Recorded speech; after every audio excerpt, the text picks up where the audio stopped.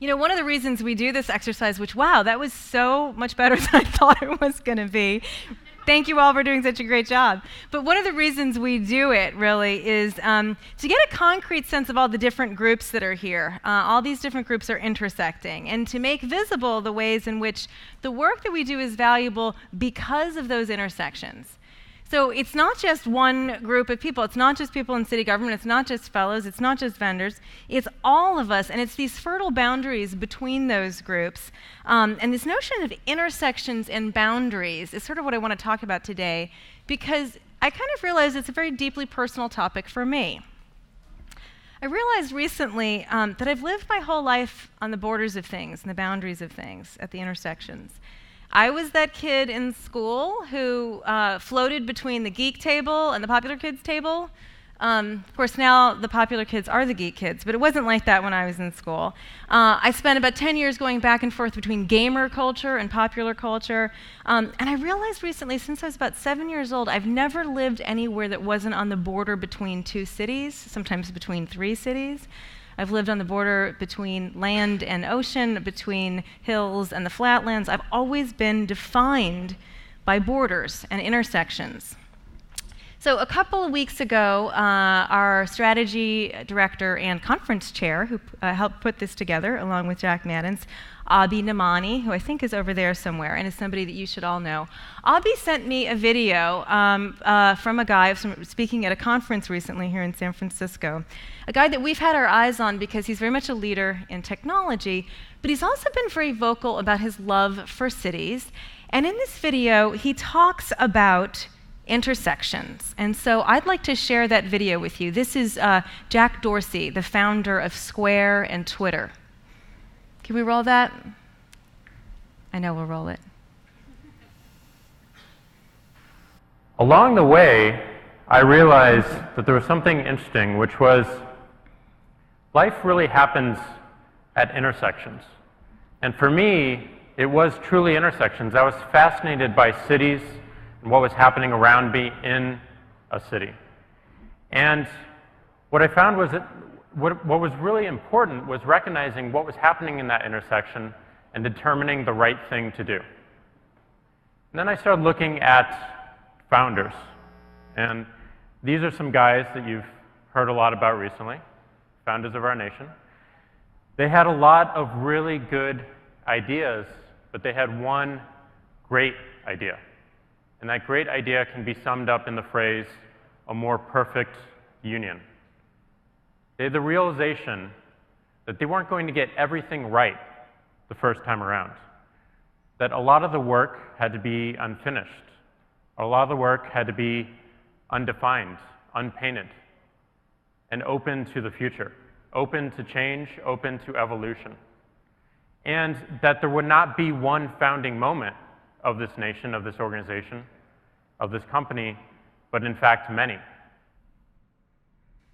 So I think that this is one of those intersections, all of us together here this week. And I think that what we're here to do is to collectively figure out the right thing to do, as Jack says. But it's also a founding moment, not the founding moment, but one of many. And that means that all of you are here in the room are one of the many founders of this movement. We've come together despite vastly different job titles, we're here from all over the country, because we all share at least one common belief. And that's that there's a better way to do this thing together that we call government. And because we also know that beliefs aren't enough, we have to act. So each of you has taken some step to make this vision of this institution of government change come to life.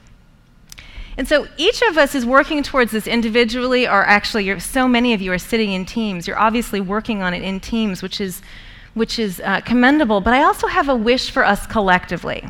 So if you remember what Jack said, the founders had a lot of really good ideas, but they had one really great idea, a more perfect union, and they realized that they weren't going to get everything right the first time.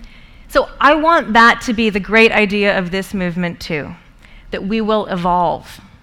So my wish is that we not just recognize that we're not going to get everything right, but that we together build a network that lets us learn not only from our individual successes and failures, but from those of others working towards the same goal, from those of the rest of the people in this room. Individually, we are going to experience setbacks. Even when we're making great progress, things happen. People change jobs. Mayors who've supported our work will sometimes move on or lose an election. But if we build a network, the individuals who will part of it will be kind of like whack-a-mole. Knock them down here, they're going to pop right back somewhere else. And what they've learned and what they've built won't be lost because the network will capture these things and we will spread them. So we really need, I think, today to think about how much we're going to value every person in this network and how we're going to support them. So many of you were here last year to celebrate the first year of Code for America, and I'm so grateful to all the 2011 cities and 2011 fellows that showed up today. Thank you guys so much. It means a lot to me. And you know that they were our MVP, right? Our minimum viable product, and we're going to hear more about that today. And this year, of course, we're iterating, we're testing, we're evolving this. But this needs to not just be the business of Code for America, but of everybody engaged in this work. We need feedback loops, not just for the software applications that we're launching into the world, but for ways of running cities, and probably even for ways of building the networks of people who are running those cities. So remember today that this is one of many founding moments, and that all of you are some of the many founders. And what we have to do now, really more than anything else, is figure out how this movement is going to evolve. Now, next year, it's going to evolve further, and I am very pleased to announce today our partners for the 2013 Fellowship Program. You'll notice one thing about how the fellowship has evolved, which is that they're not all cities. We're delighted to have 29 amazing new fellows come on board, and I have to tell you this, I haven't met any of the new fellows, so when you're here in the audience, it's very exciting for me. Hello. They're not all of the 29 are here today, but I think we have representatives from almost all of our 9 city and county partners, including the wonderful Kansas cities. The Kansas cities of Missouri and Kansas are coming together to do an application. They have an amazing vision for how the citizens of that metro area shouldn't have to think about what jurisdiction they're in when they're calling on services. So Pam Curtis, John McGurk, Brett Deichler, thank you so much for being here and for being in the program. Las Vegas, Nevada is here. Abby's wanting to spend the whole year in Las Vegas. Thanks to Pat Dews and Joe Marcella. I had the great pleasure of visiting Louisville, Kentucky a couple weeks ago. Some wonderful work going on there on a number of fronts, but particularly with performance improvement. Thank you to Kim Allen and Beth Niblock. San Francisco, we're going to be working with Trent Rohr and Jay Nath and a bunch of other people in human services. We're going to be in South Bend, Indiana with Catherine Ruse and Chris Premier. In San Mateo, Beverly Johnson and James Higa and Bill Somerville are our partners there.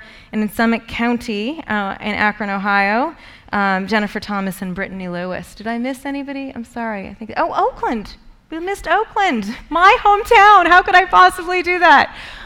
It's very deeply personal, obviously, to work in Oakland where I live, but Nicole Nedich and Libby Schaff and all of the others, thank you for taking a risk on us. So can all of the 2013 fellows and city partners just stand up for one moment, please?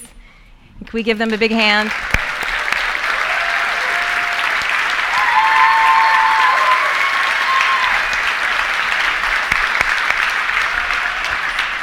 Now I can see you. So, we are really looking forward to having you guys up here on the stage next year. And in the meantime, we're going to talk a little bit about what our 2012 cohort has done. You guys, you 2013s, have some pretty big shoes to fill, because I have to say, the risk of some strong language here, that our fellows and city partners for 2012 really kicked ass. I want to do a kind of quick bird's eye view of some of the more visible work that these guys did. I want to warn you, it's not a comprehensive list. They did a whole bunch more than just this. And I also want to warn you that the city partners aren't pictured on these slides, but they're very much critical partners. And I just didn't have their headshots, but I don't want you to think that this is work that they do in isolation. Also, when I talk a little bit about some of the programs that are coming out of 2012, sorry, I may back up, I want you to pretend that you're shopping. because these applications weren't just written for these cities. They were written for any city who can use them. So put your shopping shoes on, and let's go through some of what the amazing team for 2012 has done. In Philadelphia, Michelle Lee and Alex Ewell have created a tool that lets citizens give feedback to city planners by text message. Elizabeth Hunt had the great idea that neighbors know a little bit about how to get things done in their city, and they could ask their neighbors through a great application called Neighbor How.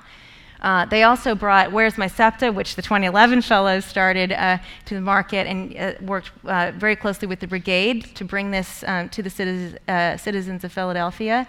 Then our Chicago team has experimented very broadly with 311, and you're going to hear Jesse Bounds talk about that shortly. This is one of those experiments that gives you a view of the service requests in any city. This gives you a view of how cities are using 311 across the nation. And this lets you tune in to sort of a mashup of both of those things of citizen service requests all over the country, tuning in with 311.fm. Our New Orleans team solved a very persistent problem around citizens not understanding the status of blighted properties in that city.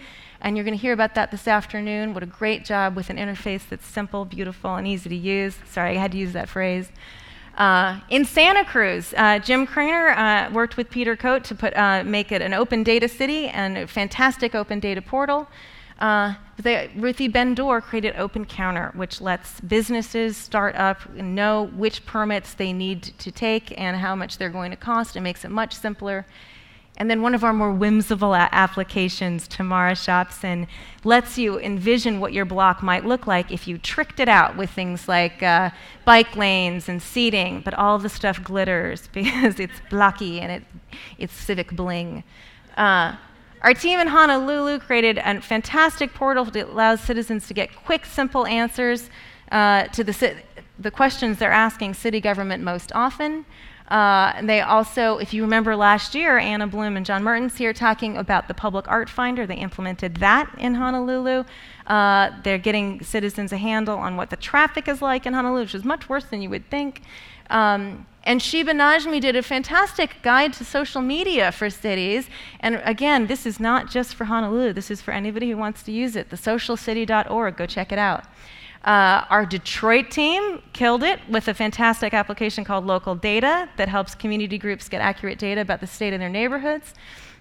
And they got kids in Detroit knowing when their bus is coming, not just with smartphones, but with any phone. This is a big deal. And apparently it's going to be spreading across the country. Carla will talk about that.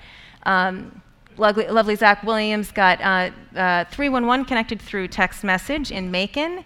And Jessica Lord made it possible for Maconites to understand where their taxes are going, especially their tax referendum dollars. Nick Duran worked on mapping where the Habitat for Humanity is working in Macon. And our Austin team did some great work. In Austin, they had a terrible fire the year before our fellows arrived. And so they helped citizens understand how to prepare their homes for fire danger. Aurelio Tinio worked on getting stray animals reconnected in a quick, easy way with their families that own them. And flash floods are a big problem in Austin, so they're visualizing those and hopefully saving lives in the city of Austin. There's one more application, though, that I have to shout out to. Possibly my favorite. I think it requires no explanation, except that I'm sad that the audio soundtrack is not running behind it. But Ben Sheldon, thank you for making my week last week with Super Mayor Emmanuel. So that's just a tiny fraction of what these fellows have done, and I think it's an amazing amount of work. That's not even all of it, and the fellows and their partners have just made a huge mark on this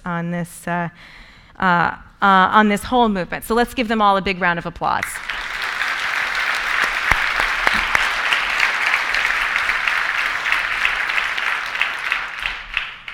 Now, I want to be clear that these guys have done this sometimes because of the program that we've put together, and sometimes in spite of it. It's a hard year. Those of you who were here with us last year probably remember Clay Johnson and this, I don't have it, and a slide showing us that, remember, the first people through the wall get kind of bloody. This is the very early stages of a movement. The second ones, it turns out, also get their fair share of scrapes and cuts. It's going to get easier every year, we hope, but if this were easy, we wouldn't make a big fuss about it. So I want to thank you guys all for sticking with us again this year. Clay said another thing last year, and I'd be remiss if I didn't bring it up, and I think Bob Softman, our amazing program director, would kill me if I didn't remind us that it's not just about the applications, right? Clay talked about how it's getting us on the curve, but it's also about a lot of other things. It's about how the intersection of City Hall and scrappy startups changes both. It's about how data changes the game when we start allocating resources based on the data, and we let developers build applications that make our lives as citizens more convenient, more safer, and more connected through data. It's about how cities working together can solve problems, borrowing each other's software and also each other's solutions and approaches. Or, as Jesse Bounskin is going to talk about shortly, it's about interoperable cities, an important concept. And it's also about how local government, when it's stretched to the max, saying we can't do it all, but we can do it together, the community will be our capacity. And realizing that if we want government that scales, we'd better find ways to turn consumers into citizens so that they can be that capacity. Now, we've taken that notion of community as capacity, and I know a couple of you mentioned it. I think I borrowed that phrase from Chris Veen, but I think it's in the ether. We've taken that notion very seriously this year, and the beauty is that a bunch of other people around the country have as well, and they're doing something about it. We have 16 captains in Code for America's brigade, over 500 brigade members around the country, and each of these captains has a strategic plan. They're going to do something about the digital footprint of their city. They're going to connect their citizens and City Hall. They're doing amazing work, and I can't wait to have them take the stage next year to talk about the ways they've changed their communities. Thank you so much to all the brigade captains.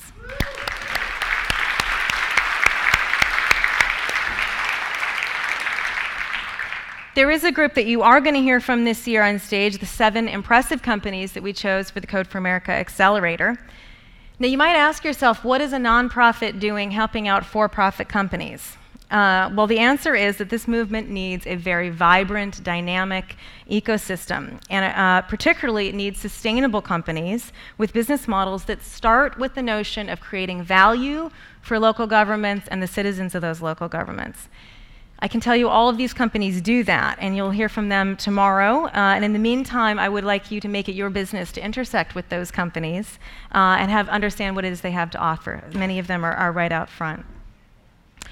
So I keep talking about these intersections of communities and individuals and companies and institutions, because if there's one thing we've learned over the past couple of years, it's these intersections are really the true value that we're bringing to this cause. And that's why we want to do more of it.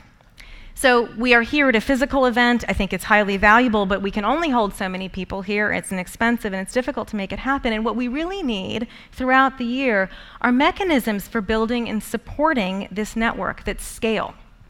And so we've decided to start a new initiative. We're calling it the Peer Network. It's a year-round community for change agents in local government, and it's a way to come together around both the big ideas and the practical little ideas and approaches. So basically, think Code for America Summit, but all year long, and particularly for change agents in local government. We are going to charge cities to be part of it because we want this to be long-term sustainable, and we think it's too important not to do that. So, and a very important lesson from history, and I'm talking both ancient history and modern history. Networks do what individuals can't. This work is important, and we hope that you'll join us with a peer network as well. Sorry, that's great. So, you will not be alone much of the next 2.5 days, and that's very intentional. We have scheduled some long breaks there, and we want you to talk to each other. So use those breaks and make this an important place of intersection and a place of founding of this movement. And as I hand it back off to David, I just want you guys to remember one thing that Jack Dorsey said. The work is unfinished, open to the future, open to change, and there is not one founding moment, but in fact, many. Thank you all so much for being here.